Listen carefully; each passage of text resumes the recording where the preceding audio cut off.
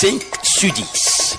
Un invité en studio ou au téléphone. 5 questions, 5 réponses, 10 minutes. Tous les samedis, 10h, 10h20 sur la web radio archimé.com. 5 sur 10. Dimanche 1er novembre 2020, mesdames et messieurs, bienvenue sur la web radio archimé.com, la voix du marché, acte 2 de votre émission 5 sur 10, 5 questions, réponses en 10 minutes. Nous allons continuer par parler de l'élection présidentielle qui s'est tenue hier en Côte d'Ivoire. Élection controversée, sous tension. Nous avons notre reporter correspondant permanent en Côte d'Ivoire, Apollos Gueye, qui suit pour nous le déroulement de l'élection avant, pendant et après. Web radio archimé.com, nous émettons depuis Calavi-Zonja. Monsieur Apollos Gueye, bonjour. Oui, bonjour, comment ça va là-bas? Ça va bien, et chez vous en Côte d'Ivoire, comment vous vous portez? La Côte d'Ivoire, ça va. Vous êtes bien réveillé, vous êtes bien réveillé? Tout le monde est... on s'est très bien réveillé, on est habitué, donc en tout cas on s'est bien réveillé. Ok, ça va. D'accord. Est-ce que tout s'est bien passé hier, à part les quelques incidents dont nous avons parlé hier? Est-ce que après les élections d'hier, comment s'est réveillée la Côte d'Ivoire? Avant de parler de réveil, il faut déjà dire que hier, pour ce que nous avions signalé comme incident, il y a eu beaucoup plus d'incidents que ce que nous avons signalé. Ah bon? Parce que déjà, au niveau de Yopougon, de la cité de Yopougon-Kouté, Oui. il y a eu des coups de manchette, il y a eu vraiment beaucoup de violence, il y a eu assez de terreur. Oh là. C'est pareil à Yopougon, école de base Sikoji 4, Oui. il y a eu aussi de la violence. Oui. Et donc, en principe, dans plus de régions et de villes de la Côte d'Ivoire, il y a eu beaucoup plus de réactions négatives que de points passifs. Donc, est-ce qu'on peut dire qu'il y a eu élection? Qu'est-ce qu'on peut dire par rapport à ça? Est-ce qu'il y a eu élection en Côte d'Ivoire hier? Bon, c'est relatif. Le parti au pouvoir pourrait dire qu'il y a élection. Par contre, l'opposition dit qu'il n'y a pas eu d'élection. Donc, chaque parti juge sa part de réaction. Tout à fait. Sa part de réaction. Donc, du coup, ce que nous savons, c'est que en réalité, aujourd'hui, vu tout ce qui se passe en Côte d'Ivoire et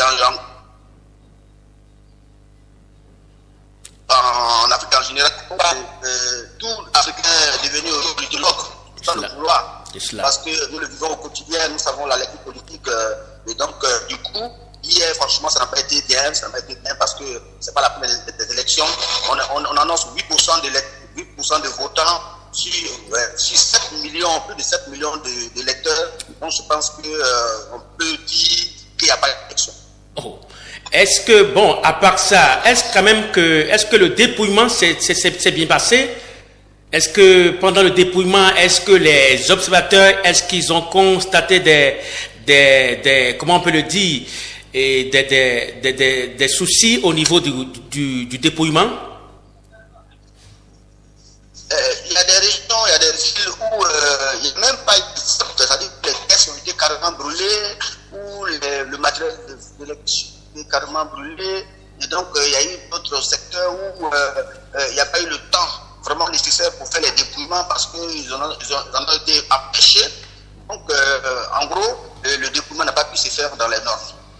Bon, vous avez parlé tout à l'heure d'un taux de 5%. Vous confirmez ou bien on va attendre ce soir pendant la nuit électorale pour que la CI nous donne une estimation? Vous pouvez confirmer que en général, le taux de 5% ou bien il y a un taux officiel aujourd'hui? Bon, le taux qui se donne de part et d'autre n'est peut-être pas officiel comme vous le savez, parce que quand on dit officiel, ça dépend.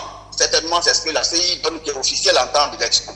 Donc, la CI n'a pas encore fait de déclaration Par contre, on est tous en Côte d'Ivoire, il y a des observateurs, il y a plein de personnes qui participent aux élections, qui sont capables d'observer, de donner des précisions. Okay. Donc nous nous attenons à ces précisions-là pour l'instant.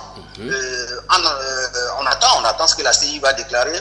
Oui. Mais il faut dire que ça ne va pas du tout, de part et d'autre, dans les petits coins de la Côte d'Ivoire, ce qui s'annonce, c'est la transition qui se prépare, Bon, et est-ce que, au niveau du gouvernement, est-ce que l'écho de la transition, qu'est-ce que le gouvernement, est-ce qu'ils ont fait des commentaires par rapport à ce système de transition? Est-ce qu'ils pourront l'accepter compte tenu de la situation un peu fragile en Côte d'Ivoire?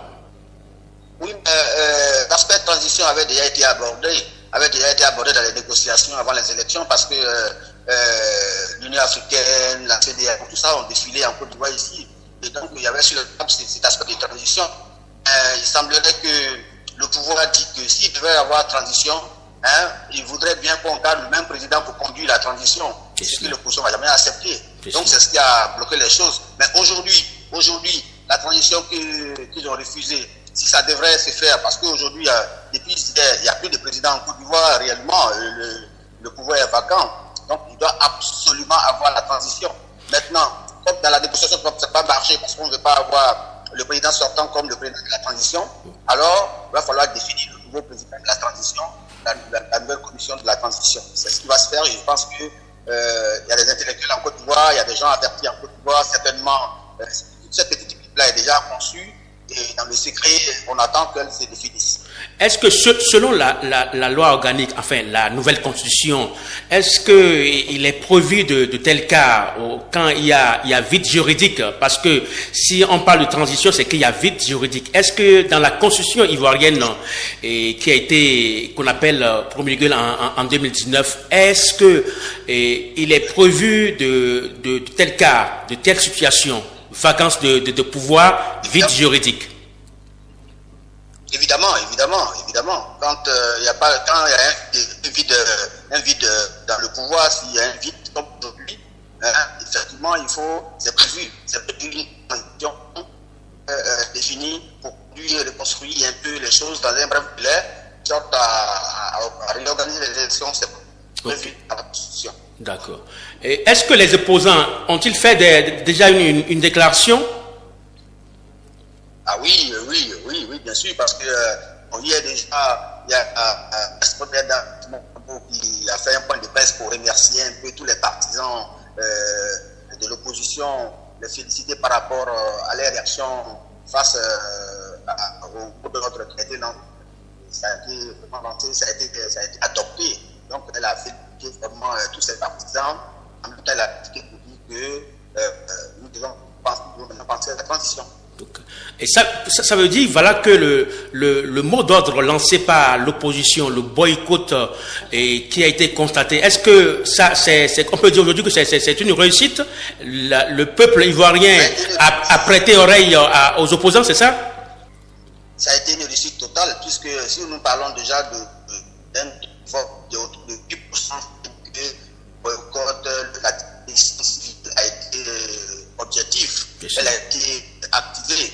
Okay. Donc, sinon 8%, ça veut dire que c'est sorti du tout. Et ça, c'est clair, dans plusieurs régions, plusieurs villes, plusieurs villages de la Côte d'Ivoire, c'est clair, les gens n'ont pas voté, les gens ne sont pas sortis, les gens ont empêché aussi les gens de sortir à certains lieux.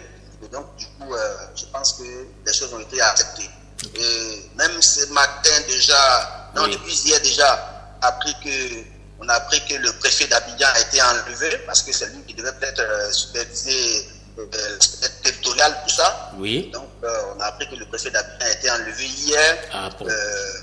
On attend de voir pourquoi il a été enlevé. Pourquoi on attend de cette histoire. C'est sûr, dans le point qu'on fera ce soir à 20h, il y aura beaucoup plus de clarté sur ces différentes informations. Très bien. Mais dites-moi, est-ce que si jamais la CEI déclarait vainqueur le président sortant Alassane Dramane Ouattara, qu'est-ce qui va se passer? Qu'est-ce que vous prévoyez? Qu'est-ce que le peuple ivoirien peut faire? Mais ce qui va se passer, c'est le scandale, parce que nous le savons déjà. Entre-temps, en son temps, quand lui venait face à l'ex-président Laurent Gbagbo, mauvaise déclaration entraîne toujours le soulèvement de la population. Donc aujourd'hui, cette population qui n'a pas voté du tout, qu'elle va avoir en face d'elle un président qu'on lui impose, je pense que cette population va s'asseoir pour regarder, ça c'est clair. Tout à fait, je comprends. Ben écoutez, tout ce qu'on peut souhaiter, c'est que les choses se passent dans la paix, dans la quiétude. Et je crois que le peuple ivoirien est un peuple mûr. On l'a constaté depuis quelques années que le peuple ivoirien commence par prendre les choses avec beaucoup de sensibilité. Donc vraiment, nous vous invitons à vraiment à cultiver la paix. Et c'est le message que la radio web Arimem.com lance à l'endroit des Ivoiriens, parce que la Côte d'Ivoire, c'est un très très beau pays. Et la Côte d'Ivoire, sur le plan économique, pèse beaucoup dans l'UMOA. Donc, comme on le disait tout à l'heure, on va se retrouver d'ici 20h, c'est cela? C'est là, on va avoir beaucoup plus de précision sur beaucoup de points. Il y aura beaucoup plus de clarté, beaucoup plus d'informations, c'est clair. D'accord. Allez, M. Apollos Gueye, vraiment c'est un plaisir de vous avoir en ligne. On espère vous retrouver si les techniques, enfin si les dieux de la technique, comme on aime le dire, vraiment sont avec nous à 20h pour faire encore un autre point par rapport à la déclaration de la CI. Merci, le plaisir est partagé. Je salue vraiment une fois de plus encore tous les auditeurs de la radio. Merci. J'espère que ce soir à 20h, on va se retrouver encore pour le point spécial sur les élections de la Côte d'Ivoire. Merci, très bon midi à vous. Pareil à vous et à très très bientôt. Merci. Merci, au revoir. 5 sur 10. Un invité en studio ou au téléphone. 5 questions, 5 réponses, 10 minutes. Tous les samedis, 10h, 10h20 sur la web radio Arimem.com. 5 sur 10.